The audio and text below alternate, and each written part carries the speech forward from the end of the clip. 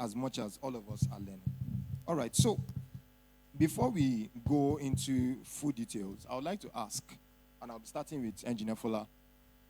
Within the shortest time possible, you've been able to start from nothing, and then obviously you started as an idea, became a you thing, and then it became a we thing, and in no time, your business now has branches across the nation, and you work with clients both in the shores and outside of the shores of Nigeria.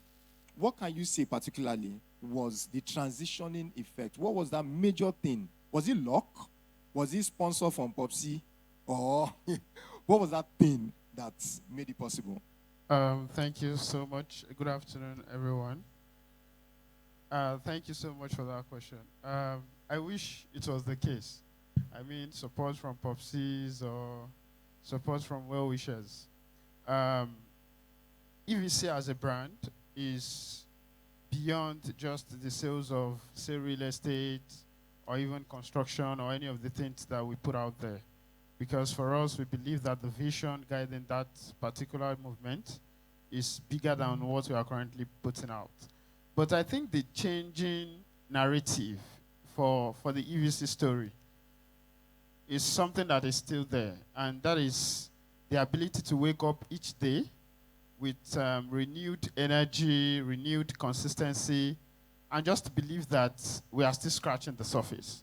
So for any entrepreneur that gets complacent with what they've been able to achieve in terms of wins, they would definitely not be able to move to the next level. So believing primarily that we are still starting is the driving force behind EVC.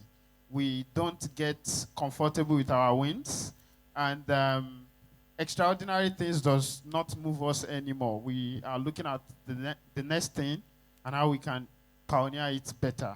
So that ideology have actually shaped how we operate. That ideology have also reasoned how we interface with a number of things. So for us, it is the belief and strong understanding that we have a number of things to achieve and we are just starting. So for that reason, every of the things we do, we are always looking onto the next way of doing it better, because we want to believe that our prior best needs to be beaten. Thank you. Thank you so much. Thank you so much. That's result speaking. Okay, so sir, Mr. Shilaraman, you you have a personality that is likable. I know you.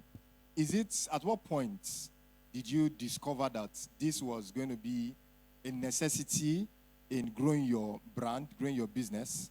At what point did you discover that you have to be a likable, or it just came naturally, or it started off as acting and then that just took its own shape? First,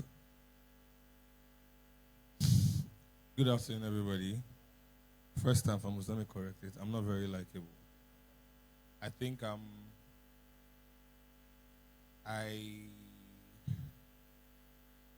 a pimple that shows up on your forehead on your wedding day. You can't pop it. You just have to find a way to live with it.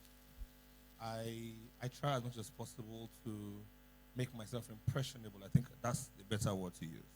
Because like is very relative. Regardless of what you do, some people will just choose not to like. I think for me, it started off from a pretty young age. I'm an only child of a single mother, and from a very early age, my mom has always let me understand the fact that she's holding my hand through life, but it's just for a while. And as such, I need to learn how to walk the cause and the part of this life alone. And understanding that you're alone, the only thing you have are the morals and the ethics that you have been groomed with. And understanding that, she made sure she made me understand the importance of believing so much in myself and making myself a person of value from a pretty very young age. I'm the kind of boy who my mom will make me join the cultural troupe when all boys are joining sports club. My mom will make me join the press club when all boys are trying to play darts. So she will understand that these other spaces are spaces that you will thrive regardless. But go into places where people like you are not seen so that you will know exactly how to adapt if situations arise. So I think from a pretty young age, I have learned how to make friends. I'm the boy who, as an only child, you understand, you always have friends, primary school, secondary school. So because of that, it moved on, and I was able to transmit that into my business life. I make myself very, very impressionable. I say it every single time.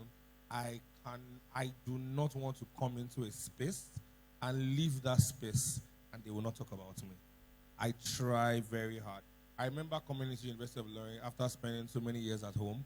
My mates were already graduating before I got into school. And do you know what it means to have your junior in secondary school as your classmates in under level?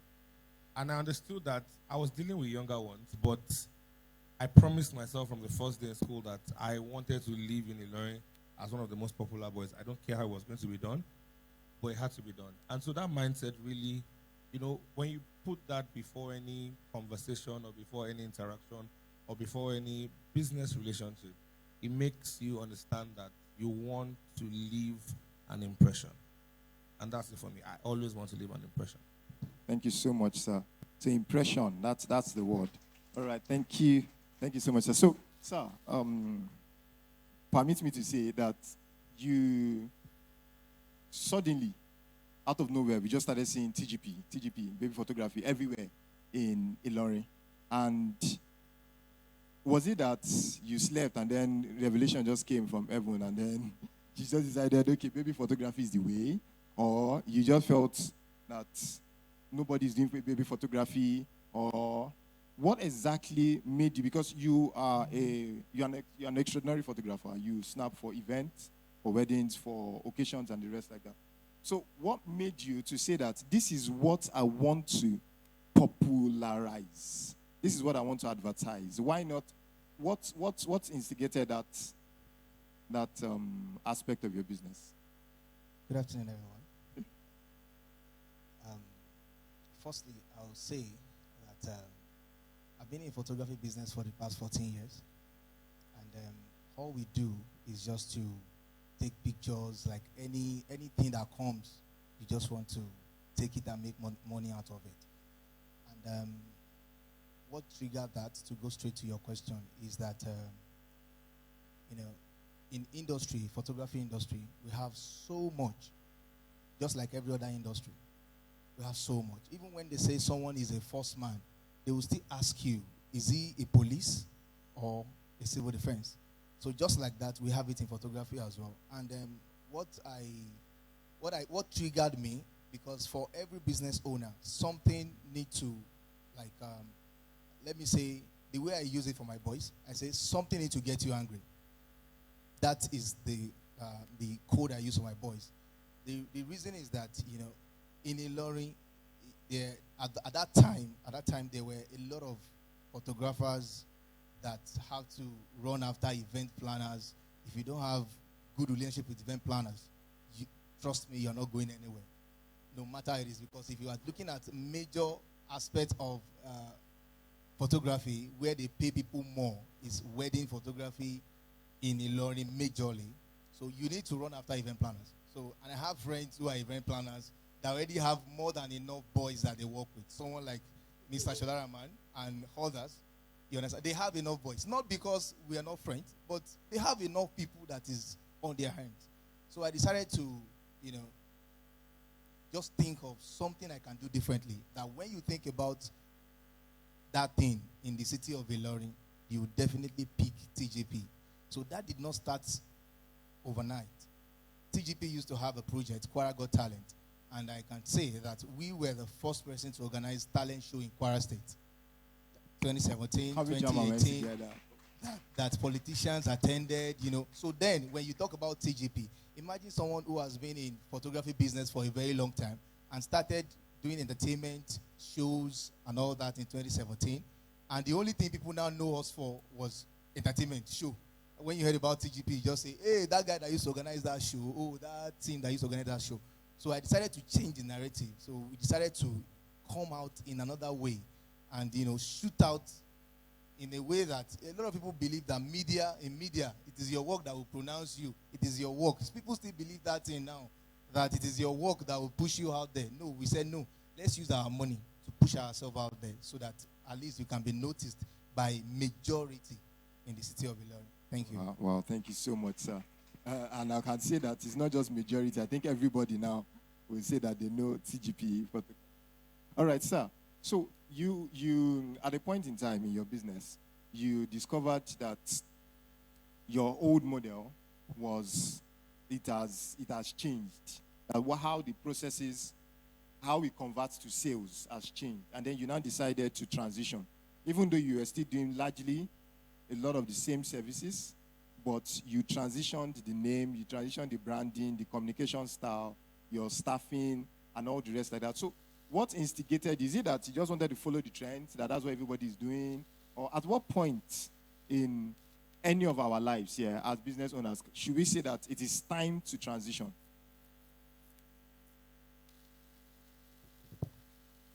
Good afternoon, everyone. Before I answer that question, you need a little history lesson. The name of the company used to be Ladbash Interiors. In Ilorin, when we started, most of the people who were buying furniture who were making furniture were the roadside carpenters. And we at that time already existed as a construction company.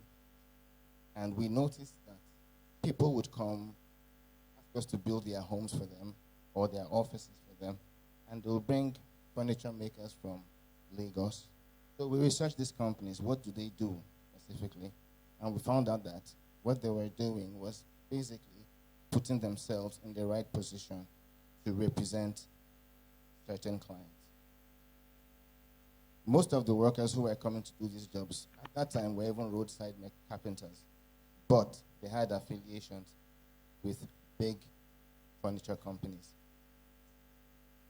Doing that research, we found out that we had to start from the scratch and recruit carpenters, train them, and give them the exposure to deliver on the level we wanted them to. Now, in growing, other people came into the business. We had competitors from all over. And because of, I would say, structural issues, if you remember, there was something one of the panelists were talking about, that you have to have structure in your business. If you don't have structure in your business, it'll punish you. It'll haunt you. You need to have structure to keep your clients and to keep your workers in place and in position so they deliver on what they're supposed to deliver at every point in time.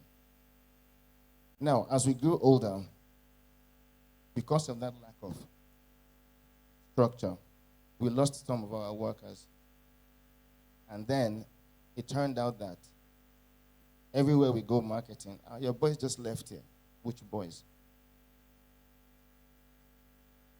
So what we now had to do was find a way to make sure that people know that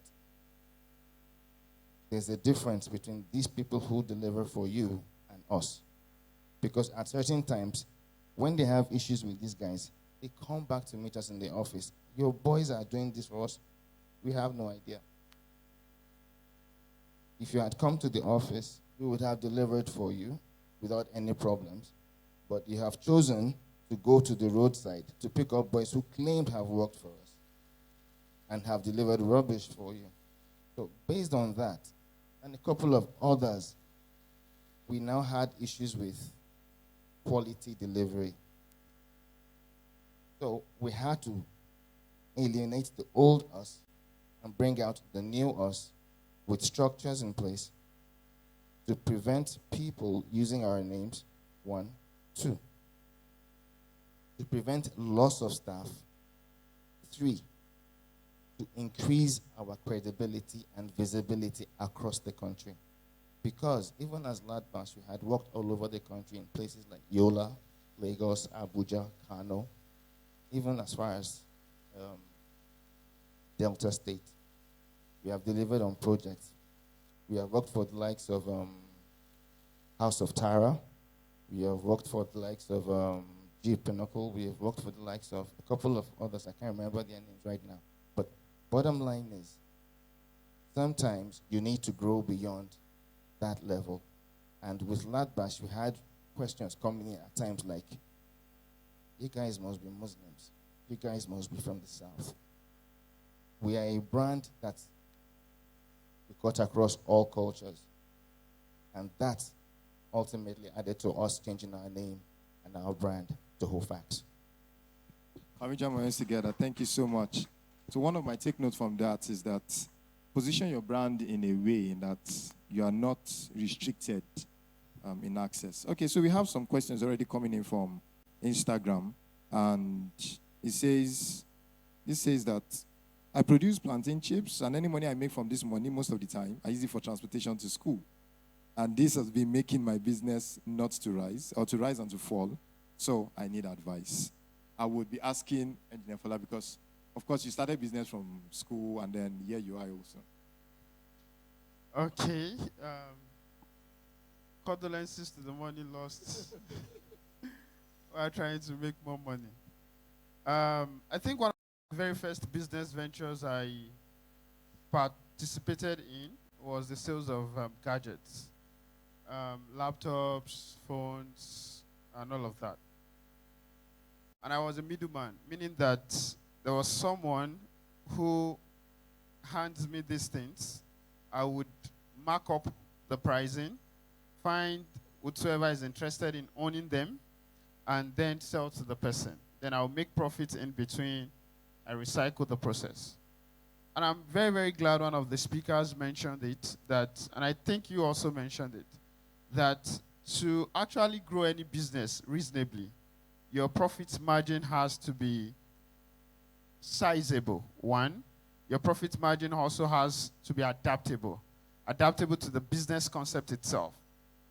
Most oftentimes than not, a lot of entrepreneurs want to cut corners with pricing, meaning that they are trying to look for the cheapest offers in the market. They want to offer the cheapest offer in the market in their thinking that you having a lower pricing would necessarily force people to do business with you. And that is not the concept of how the economics work. So recently there was someone who came check out some of our properties and all of that. And I do know for a certainty that the pricing we were selling that project for is something he could buy at convenience. Then we agreed, he came, saw the project and all of that. He was willing to buy. So when he got home, he sort of checked competitors' pricing and reached out back that I wanted to buy that thing, but immediately I saw this, I just say I'm no longer interested. I'll be going with one of these options. I did not try to sell him or do anything. I just said, all right, sir. And that was how the conversation ended. It was so curious that it came the second or the third day and was like, you did not even try to convince me to sell and all of that. And I told him, we are not in the rat race of who sells more, right? We're actually in the rat race of providing you value. And if you cannot see the value that we are trying to give to you for what it is, there's no point at selling to you. So entrepreneurs must understand that it is not cost price minus selling price that would actually get you the profit margin you are looking for. So you must be smart enough to account for other expenses that are part of the business. So say, for instance, you sell plantain chips, as you've mentioned. You go to school on a daily basis to sell that plantain chip because that's where your customer base as of now is. Meaning that your transportation to and fro from school is part of cost to the business, which you must account for, right? You utilize data to eventually send people the samples. You utilize monies to transport yourself to where you source these plantain chips. All these are expenses that must be accounted for in the pricing of what you intend to sell. So it's not just, oh, I bought it for 10 naira. Once I'm able to sell it for 20 naira, I'm now in a comfortable profit margin. You are not, because the economy itself is taking away some percentages, which you must account for. So in the bid of wanting to sell or trying to be the largest seller in the market, don't bring down prices. It is an unending cycle of frustration. Don't try to lower prices for anything. And that being said does not also mean you should irrationally also position your pricing model. So you must also understand that as humans, people would always want to compare the opportunities at their disposal.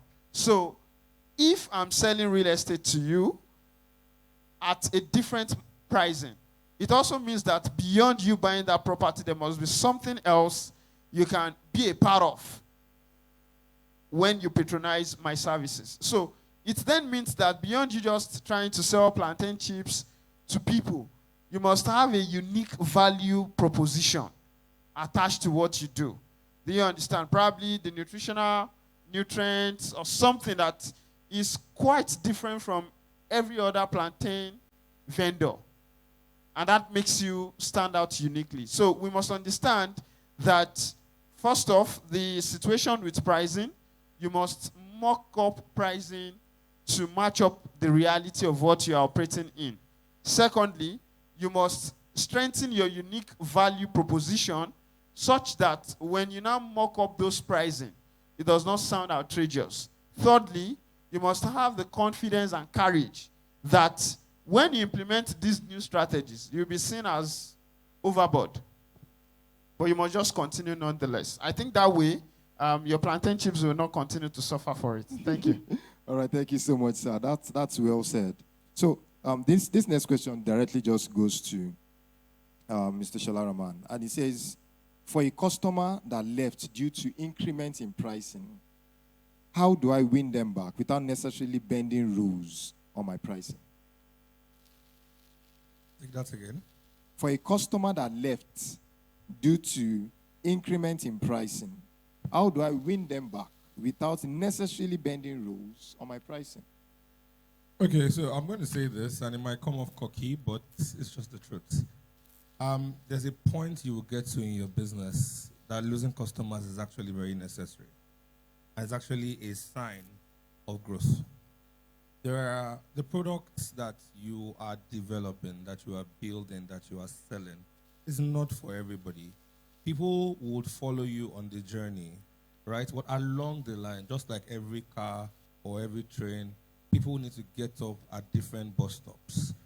Only the guy who is flying the plane or driving the train or whatever his case might be is compelled to get to the end of it. No customer. There are days when the train will leave Ibadan and maybe 200 of us leave Ibadan.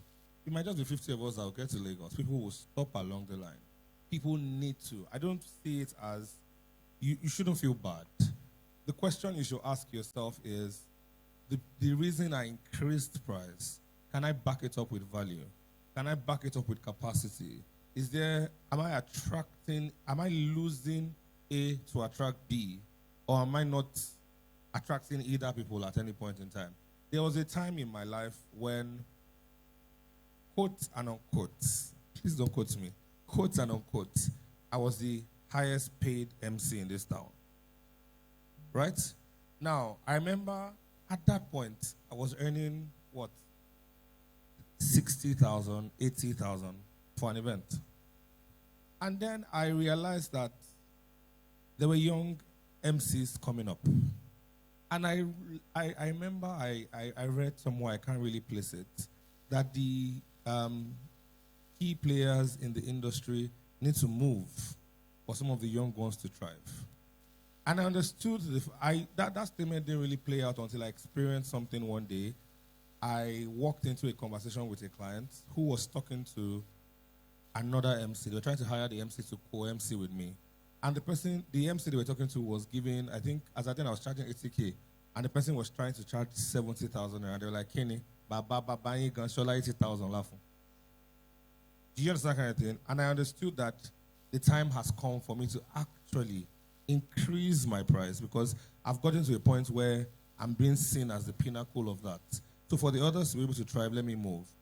I then took a leap and I moved into the hundreds of thousands. If I remember the very first time I charged 150K, they called me from Ojatutu. Shola want to think 100,000. Do you understand that kind of thing? Now, did I lose some customers at that point? Yes. Did I gain some new ones? Oh my God, I'm grateful for them. Because I'm not dealing with the people who are willing to pay hundreds of thousands. And the 45, 50,000 naira customers now see me as premium. And I'm not the easy go-to guy that they could reach at that point. So they will call me now with the 80,000 naira, which is still good money as at then, but they are begging me. Do you get that kind of thing? So you will lose customers at some point when you are making specific decisions with your business. But the point is, did you make that decision from a value position? Did you make it from a capacity position? Have you invested in yourself before you can actually demand from figures from clients? A lot of times, business owners, there was one of you, I don't know if it was the first speaker or you that said it about, I think it was you, competitor-based pricing. Don't ever make that mistake. Don't ever make that mistake. I don't care. I say it a lot of times. I don't follow a lot of my competitors. Not because I don't want to, but I don't even want to see them in view. So I'm not limited to what they are doing or how they are doing their things, or I try to build my operations around theirs. I'm not concerned if everybody is charging X. If I know that the value I bring to the table is Y, I will charge Y. Because, let me bust your brain, there are customers who will not buy from you because you are cheap. I've had that experience before when I wanted to host an event in Ikoyi, and I was charging, what, 200,000-300,000 as at then. And I told the man, I said, in my mind, I was calling 300K like a lot of money, like, it's 300,000. And the man said, okay. Then his wife called me. And she's like, can you do this?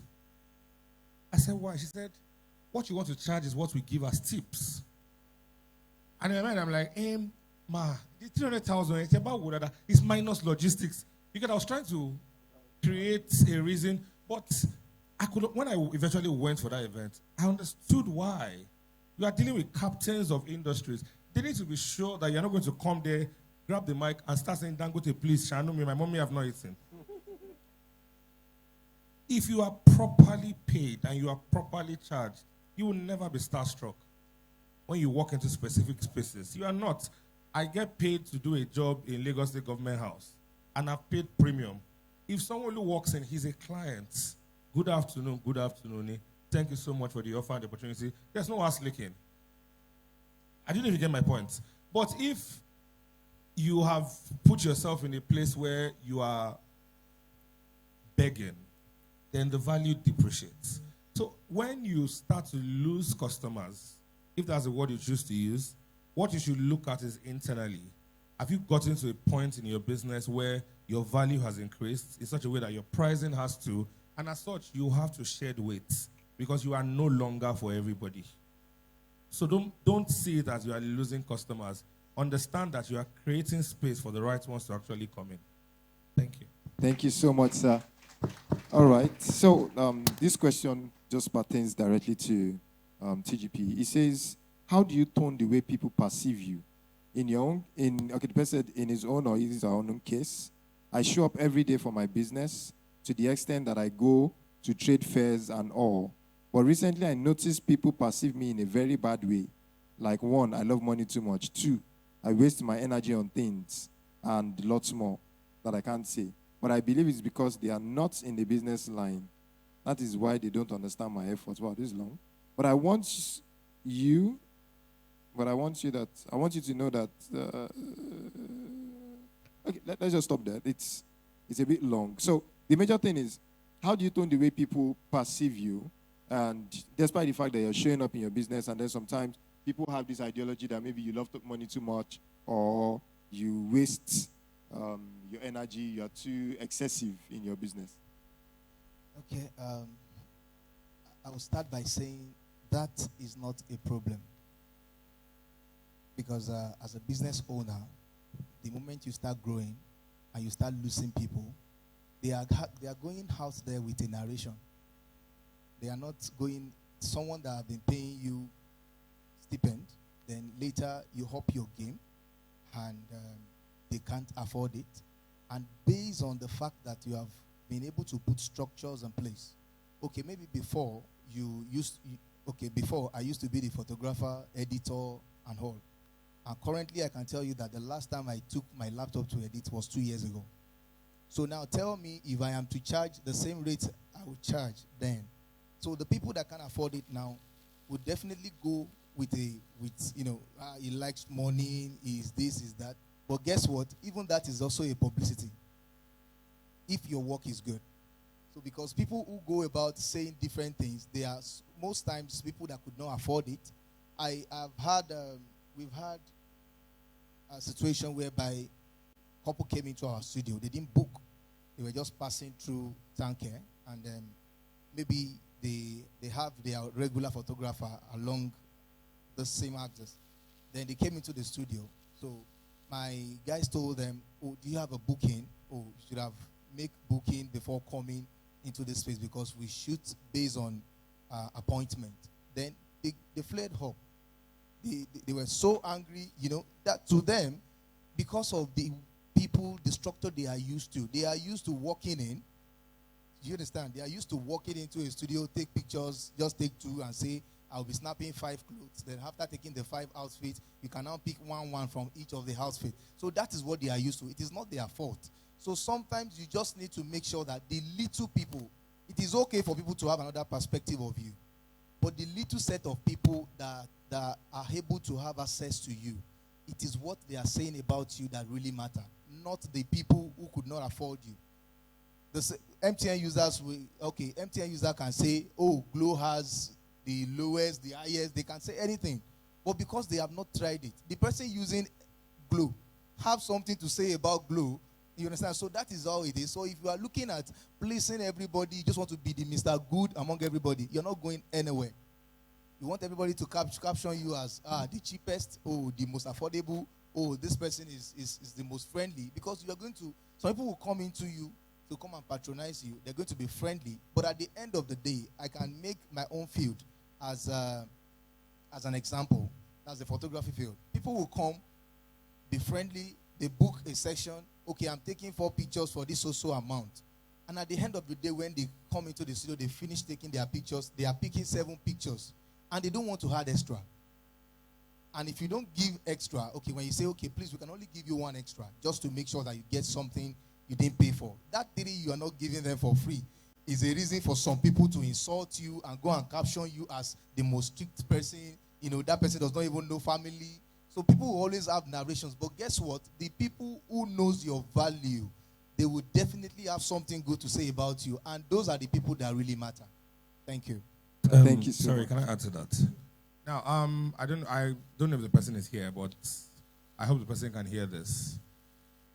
I won't say be like me, but be like me. One of my favorite songs in this world is "Nice, I Don't Care." I don't care what they say. Oh, me, Jerry, I genuinely don't care. Because the day I was filling my CAC form, it's just my name that I put there. And it's me that paid. I don't owe any. See, if you are not on the board of directors, such a way that you have fine. If you cannot give me money, keep the advice a little bit. Keep the opinion a little bit. If you are not foiling on financing my lifestyle, and I'm not hiring you to consult you to say, Mr. Adedane, what do you think about this? You get what I'm saying? I'm asking for the truth. Keep it. I have been in business for what? 20 years. I don't have an office. I do not have an office. Everything that you are saying is from the 4x4 of my parlor. It's the 4x4 of my parlor because I'm very objective with myself. What do I need office for? Running costs. The bulk of my customer base always asks to see me. The few ones who want to see me can come. If you are paying millions, I should be able to open my parlor for you to sit down. So why will I not be running gang and be doing the signage? You did not pay for local government. I don't have time. So at a point in my life, I used one of the most expensive places in Ilorin as my office. the mall, I was always, Baba, just look like this. Shola is at the mall. Some of my friends at that point were calling me Mr. Shoprite. I was always at the mall. People had different things to say. People had different opinions about it. Some people saw me as jobless, as lousy, as he's everywhere, he's this. But I can tell you what they didn't know, I didn't need to explain to them because those who needed to know didn't ask questions. I was making a lot of money by appearing at the mall every day. So much so, the mall hired me to do marketing consultation for them. Just because they understand the fact that there's hardly any business in that mall right now that I was not there at the beginning of it. So I can easily say, I've been here for 10 years, on Shebana by nobody wish. I will tell you because I know, and the mall can tell you to ask me because they know that I know. Because I've been there. There are times when I show up at the mall because I understand the fact that some of the customers that want to reach you can't even access your phone number. Some of them don't have Instagram, and the mall is our Dubai. Everybody goes there. I know customers that will just park. I'm like, hey, wait, come. I would always be at the mall because I understood the fact that I didn't have an office to run. I had a free space, working space or fair. I just need like 2 or 3 shop owners to be friends with me so in case my phone low, I can charge it. Do you understand what I'm saying? Now, people who had opinions about it at that time, right? They had different things to say, but now I'm sure that from wherever they are, their opinions have changed. I didn't set out to correct their opinions, but I tried so hard to build myself in such a way that the naysayers now become the marketers who say everything to the world that you are doing great. So don't care what they say. They will talk. Show up. Nobody can show up for your business like you. Nobody can push your business like you. Anybody who has an opinion about it should fund your lifestyle. If they cannot... That was well said, sir. Well said. Sincerely, I don't think that can be overemphasized. It's not everybody that should be our customers. It's not everybody that can even be our customers. So why stress? All right. So, sir, this question goes to you. And I think this also applies directly to you because... Now, so the question is, how can a growing brand like ours, so this person is into laundry, they say, how can a growing brand like theirs attract their first elite client and scale sustainably? First elite client. Now, the way to go about it is before you set out to do a business, it's possible that you have done something for someone, somewhere, and they have probably given you this idea that you can do this, or you've given yourself that I can deliver on this. So, when you deliver more than what you've been asked to do. So, say for example, you've been given, say, a set of agbada to wash and iron, right? If you can deliver that and add a, say, thank you card at the end of it, when they open their box to see a thank you card, something to give them this personalized feeling, you will be surprised that that person will tell the next person, and that next person will tell the next person till it gets to that A-list client that you're looking for. Thank you. Thank you, sir. Can we jam my hands together? Sorry, to add to what Mr. Raji said, elite is a perspective thing. There's no elite customer anyway. Anybody that can patronize you, elite. I need you to understand that. Because let me give you personal life experience. One of the highest paying jobs I got as an MC came from one of what I would have regarded as the lowest paying jobs. I got hired to do a job in Amoyo. I like to tell this story because it's a reality that I experienced. I got a job to do a wedding at Amoyo. The customer paid me. They reached out to me from Ireland, and they paid. I remember that I still have a picture of that day in my gallery. I wore a suit. It was a 3-piece. I looked fantastic, and I showed up at Amoyo, and I looked like the sponsor of the wedding. I felt so bad. They did not need to hire me. The money they used, they should have used to feed people. I didn't need to be hired for that event. I got to the wedding, and they were asking me, they thought I was the chairman. And they were welcome. You are welcome, Sam. Really. Do you get what I'm saying? Now, when I saw that, I understood that It was the mother of the bride who hired me. She couldn't come, documentation, whatever. She felt like, okay, one thing she could spend money on is a good MC. And I just looked at it at that point. If I wanted to be lackadaisical, I didn't need to do so much to impress them in Amoyo. It was by the side of a church. It was just a tent. One little small parara everywhere that Rishola has given them wonders. But I delivered that event like I was standing in a Transcorp. Right? Now, there was a woman in the corner of that event. I didn't even pay so much cognizance to her. Apparently, she's friends with the mother of the bride who couldn't come. So, those people that just have to make appearance, pay whatever I was saying late. She just sat at the corner. I kid you not, 3-4 months down the line after that event, I was on my bed. I can never forget that day. When the call came in, hi, my name is Dr. Kenega Keneka. Is this Sholara man? I was sleeping with, yes, it's me. And I got hired to come and do a birthday party of the CEO of a company in Abuja, of a nationwide company, actually, who resides in Abuja. They paid me well. The only person missing at that event was Buhari. From the vice president down, they were in attendance. It was a very solid one. And I kept asking myself, is it my Instagram? What did they see? Then I got into Abuja, and I just saw that woman, and I knew that, okay, I had seen this woman somewhere. And she walked up to me, and she's like, the same energy you gave in Amoyo, give it in Abuja. And I'm like, okay. And I pulled her aside. I said, my experience. She's like, I was at the event in Amoyo, and the only thing that lingered in her head throughout is, if you can do this much in the corners of Amoyo, what would you do if you are put on a higher pedestal? Which buttresses what he said. I gave extra. I didn't care that I was doing this in Amoyo. I delivered that event like everybody that mattered was there.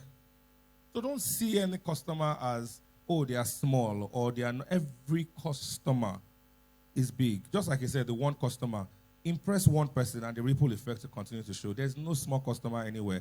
For somebody to put their hands in their pockets and buy what you are selling, they are king. Thank you so much. That's very valid. There is no small customer anywhere. If you're going to go on with anything, please make sure you go. So, Sir Engineer Fuller, this question is, when you started, what was your status personally, financially, and how did you acquire the resources to grow?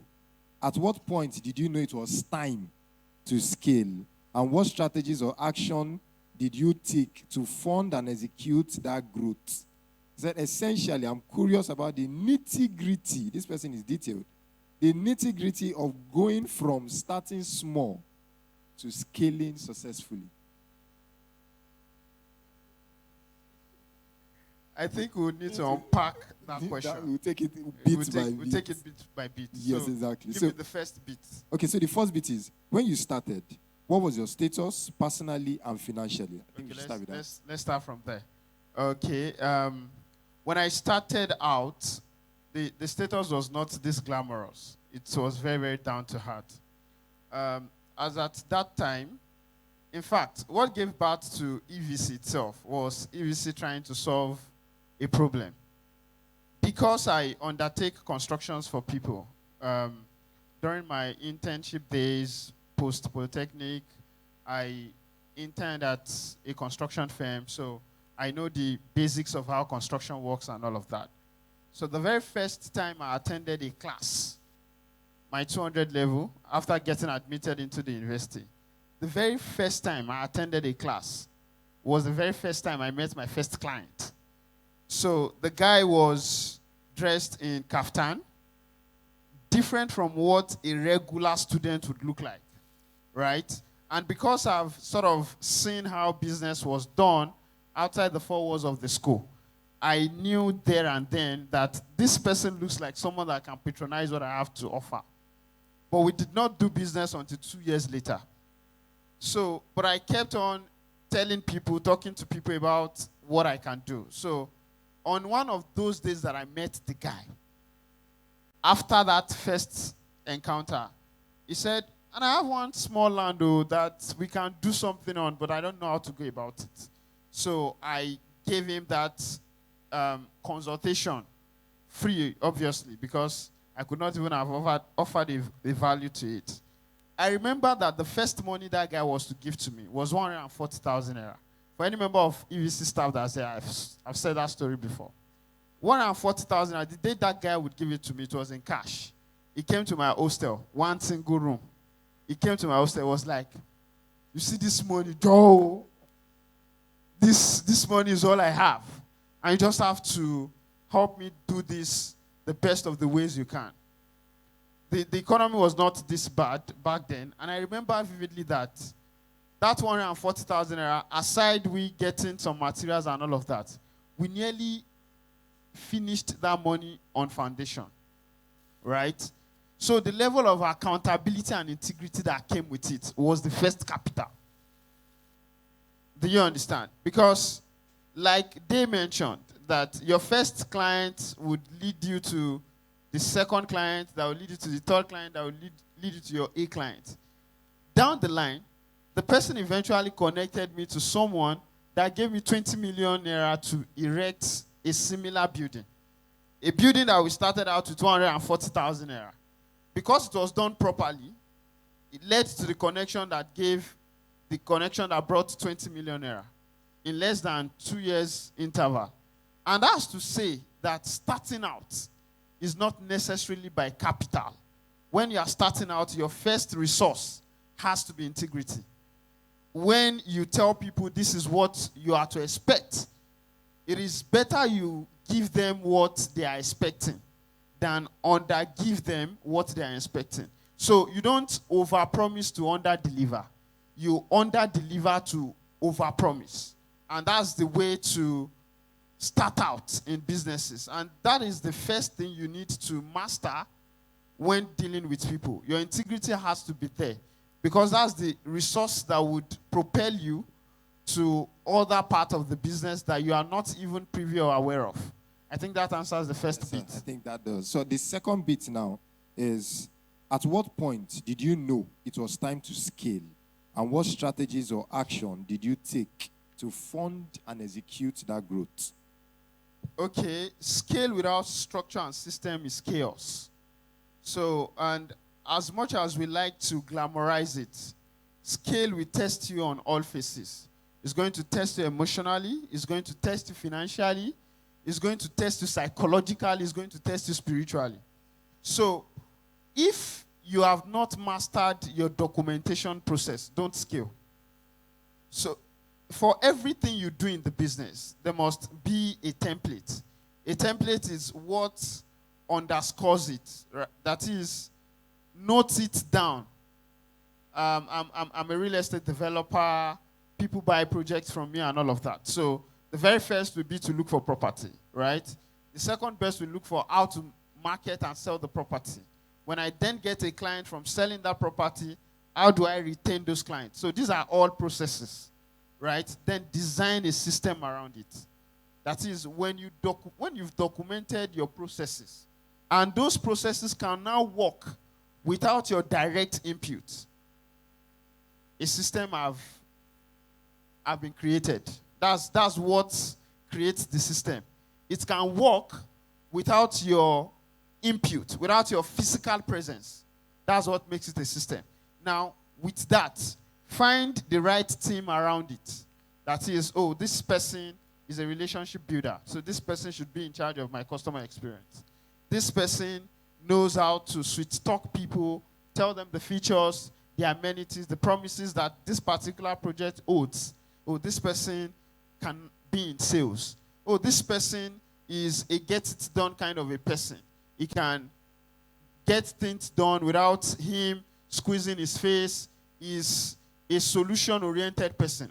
This person manages the site. So when you've gotten people to now undo all of those processes, that is what makes it a system. And they can function effectively without your direct input, then you are ready for scale. So you now need to understand that the motivation for a lot of persons differ. And your job on the business is to find people at that position of their why and match their why to the big why of the company or to the big why of your vision. So for some persons, their motivation could be that, once the CEO publicly acknowledges that I'm the one that does this. They like validation. They like to be given credit. You must know that that's what keeps them going, and assign them responsibilities in that regard. There are other persons whose some persons motivation could be money. Some other person's motivation could be career growth. Some other person's motivation could be visibility. So you must know what ticks the boss. For these persons you've placed in charge of the system, and that's how you can scale. All right, thank you so much, sir. We are rounding up soon. There's so many questions that are just coming in. So I'll be asking, there's a question here that is directed to Mr. Shola Rahman. This person says, as a photographer in Ilorin, confident in the quality of my work, how can I attract clients who are willing to pay for the value I provide? Because what I am getting right now is below my worth and value, and it feels like I'm chasing everyone. This person particularly asked for you. Well, personally, I would have said TGP is in a better position. Okay, ask that question again. I know why they asked for me, though, but ask that question again. Okay, so as a photographer in Ilorin, confident in the quality of my work, how can I attract clients who are willing to pay for the value I provide? That's one. Because what I'm getting right now is below my worth and value, and it feels like I'm chasing everyone. Okay, so first and foremost, value is not a self-acclaimed thing. I need you to understand that there's nobody that doesn't feel good about what they are selling. Amy, Ayayati. No. You would tell yourself that every morning, right? What's his name? Portable and Sheyi Vibes will look in the mirror and say, I'm a handsome man. Every morning. They have to tell themselves that. It's how it is. And it's that same mirror that the minute we look at and say, I'm a handsome man, but what we are all saying is different. Now, the value that you proclaim you have on what you currently are doing should come more from, I don't want to use the word feedback, but let it come more from what I think this person should do, right? If I were advice, is put more energy on building substance in terms of relationships. Put more energy in building substance in terms of what? Relationships. I'll give you a very good example. There are events that I have done in this town that have gotten so much fame and acclaim. But did it translate to numbers for me? Maybe not. But what I needed to do was do those events so that the numbers will hear about it and understand that I can operate on that capacity. So for a photographer who is, you believe so much in your craft and you are doing well, work on building your influence. Your influence is not a one-person thing. Okay, let me give you a very good example. There's a young photographer in town now. His name is J Cloud, right? This boy has been in KIV for me for over a year. Like, I just see him, right? But I've never had interaction. But I'm just like, okay, there's this boy. Okay, there's this boy. Okay, there's this boy. But over 6, 7 people kept telling me that this boy wants to see me. Now, this boy has seen me, but has never chosen to approach me. Does that make any sense? He wanted to come to me from a pedestal that I would respect and honor. Does that make any sense? And I'm like, okay, these people that you are, this boy that you are saying wants to see me. I'm seeing him, he's not seeing me. Abibo. And I had to lean back and understand why this boy is telling everybody but me. Right? Now, the fact that all these people that he has spoken to are value and importance to me, he has awakened the consciousness in me about him. Then the tables turned. I then asked to want to see him. I'm like, okay, you want to see me? Kilo shele, oya see me. And he didn't have so much to say. He just wanted me to be aware of his brand. And for me, the intentionality and how he went about it really caught my attention. And a lot of my friends will say, he's my new baby, right? There's hardly any job I would do now. I will choke J Cloud down your throat directly or indirectly. You must If you don't use him, I will use him and you will pay for it. Does that make any sense? And it's just because of the intention. I could see that he really wants to give value, right? He really, and another thing I want to say to entrepreneurs and to a photographer of this nature, is money important? Yes, but let it be secondary. Is money important? We all need money to run, but let it be what? Secondary. The importance is the money will come after you have put your name and your brand and your craft in the rooms that they need to be. If your figures get to a room before your brand and your value gets to that room, they will kick the figures out. But if, I'll use an example. I have known the brand Latbash for years. I'm meeting him officially for the first time. So if we were going to talk business now, he doesn't need to say so much to me because the value and what he has built has preceded him. Does that make any sense? So you need to, as much as possible, build value. Be intentional about the relationships that you have. I tell photographers, maybe because I did a course in strategy, and I tell people, business people, beyond the crafts and beyond the products, focus your energy on strategy. How exactly am I getting this product to the people? And also, while you're also building strategy, you will ask yourself very important questions. TGP is a photographer. You are a photographer.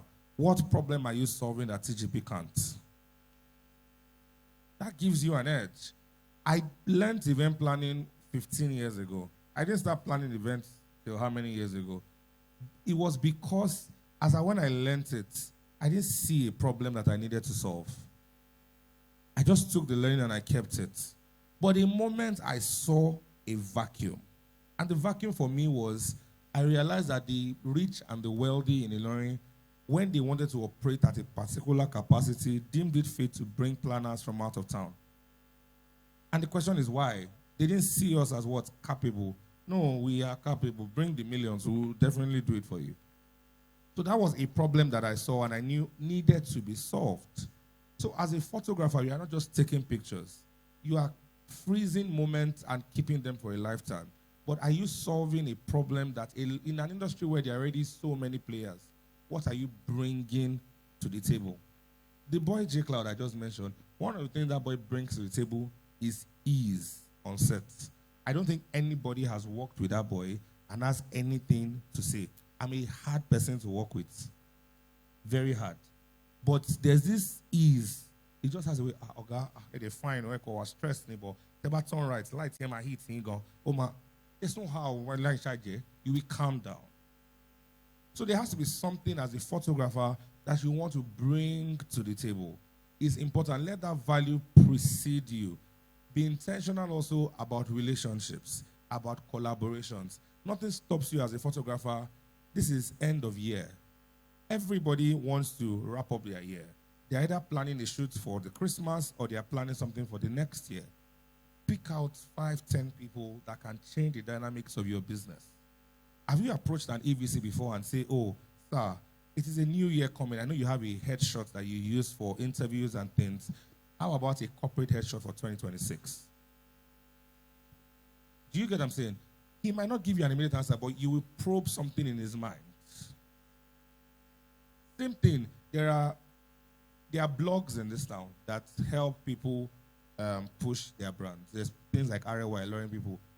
What stops you from messaging someone like Ayooluwa and saying, oh, you are doing a fantastic job with what you currently do, ma, or sir, but nobody knows you. And I think a perfect way to put yourself out there is a perfect picture to end the year.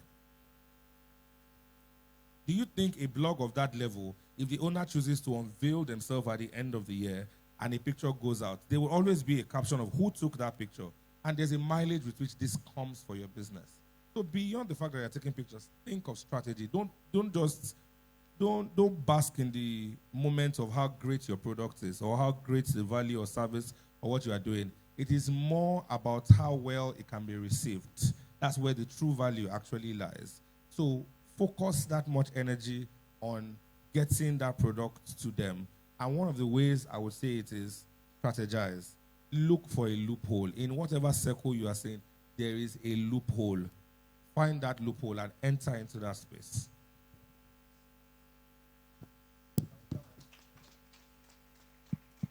All right, so moving on quickly, this is a logistics company and it's directed to TGP, especially because you reign in a competitive market. So how can a small but established logistic brand that has been operating successfully for about 4 years remain competitive and relevant when a much larger company enters the market and tries to dominate it? What strategies can help me retain my loyal customers and prevent them from switching to a bigger brand? Okay.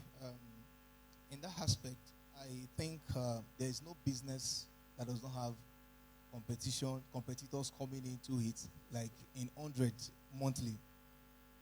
Currently now, there is someone learning MC job somewhere today that is starting that thing today now. So, you understand? So that is not a problem. I jotted something, and the thing is, if you will be a successful business owner, you will not be emotional. So a lot of people are pushing themselves to race because they are seeing many people coming into their own field. So they are afraid.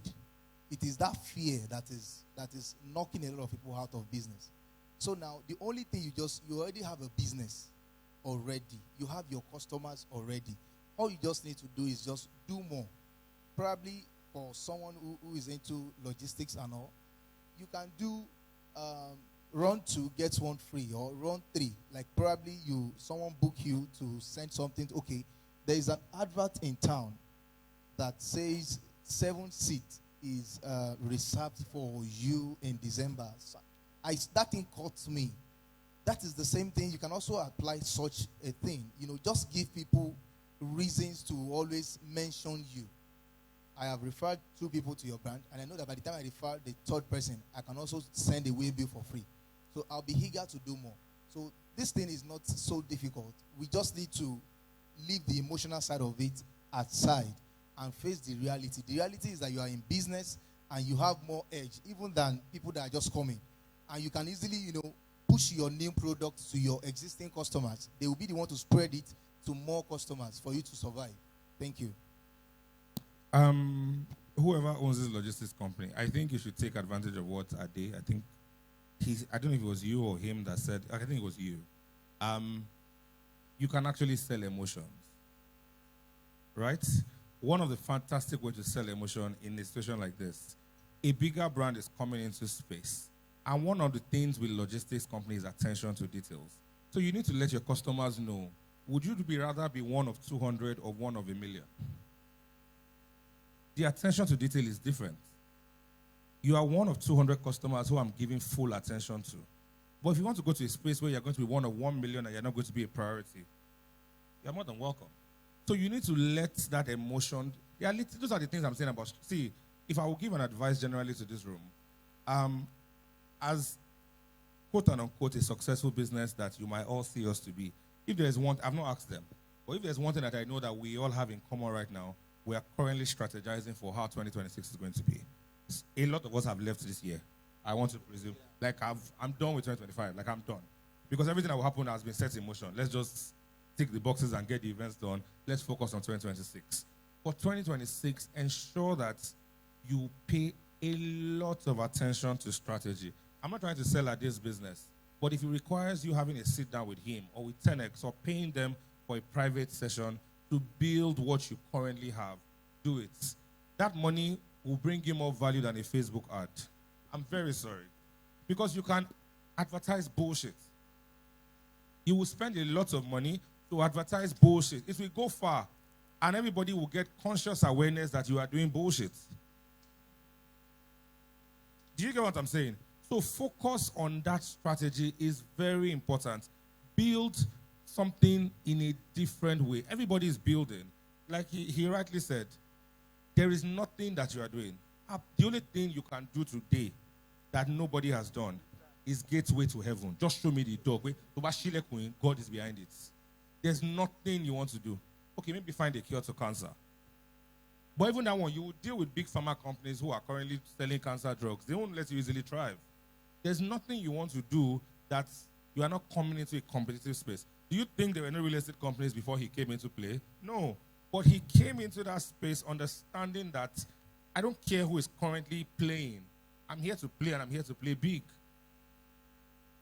There were kid photographers before him, but he did not come to joke. Do you think it's bins to have a billboard at the mall that has been there for close to a year? I don't think there's anything. I don't remember what was being on that space. It's only TGP's pictures that I see every time I'm driving out of the mall. That's intentionality about strategy. So if, like he rightly said, if Coca-Cola, as big as they are still, I'm 100% sure Coca-Cola is working on the 2026 campaign. Campaign that does not change the price of the fact where I am a tobacco. So if the big ones are building, I don't see a reason why the young ones should not strategize. Because the people who are big players are not even, they don't want you to come. I need you to be very aware of that. As a big player in my industry as an event planner, I'm intentional about protecting the space up there. You think the job every morning is to share and bill and say, oh yeah, come, oh, how you doing? This is, no. I'm not saying people should not come, but I'm going to be very intentional about retaining my position in whatever position that I currently am. Do you get what I'm saying? So as a logistics company who you see bigger people coming into space, sell emotions. This is the point where you really want to put value in place. Let people know. Then, like he rightly said, nothing stops you in also pushing a referral. You get what I'm saying? A compensation package for your existing customers. When you have issues like this, you are not striving. Don't strive to get new ones. Pay attention to the ones that you currently have. Because if at a point where a bigger brand is coming, if you are losing, to win what they have is difficult. But to lose what you currently have is an easy thing to do. So make sure it doesn't happen to you. Thank you. Okay, sorry, excuse me. To add to what Mr. Shada just said, I just want to share a little experience. I covered for Boa Construction last year. So they came to see the governor. So when we got there, they introduced everyone in the room. And they introduced one person. They introduced him as strategist. So what that person did in that room was just to listen and pen. Just listen to what every other person have said and was just writing and writing and writing. So when I got home, I started thinking, so they'll be flying someone with a private jet, giving that person free hotel, giving that person money, just to listen to conversations between two great people. So now that sends a message to me that if bigger companies can invest in such, because probably Absalom Adrabi does not have the time to start thinking of so much.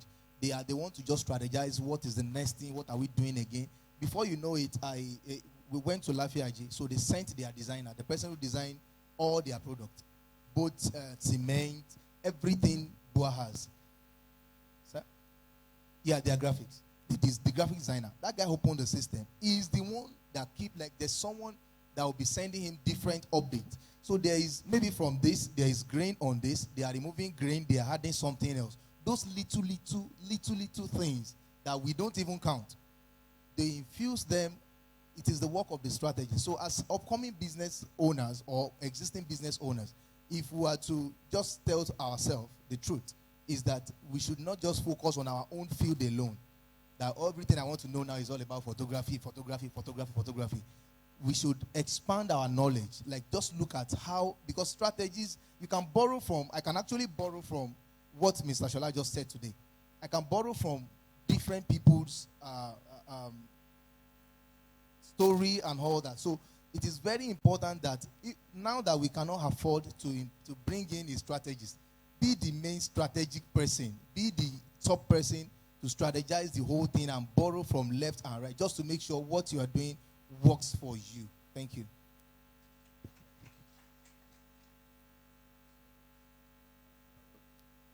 That was wonderful. Okay, so quickly, we're rounding off now. This is the last question that will be coming up from here now.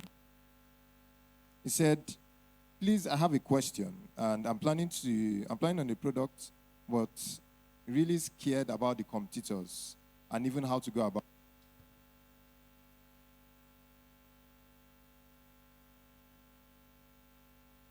Okay, and he's saying, I was told that to have my CAC registration,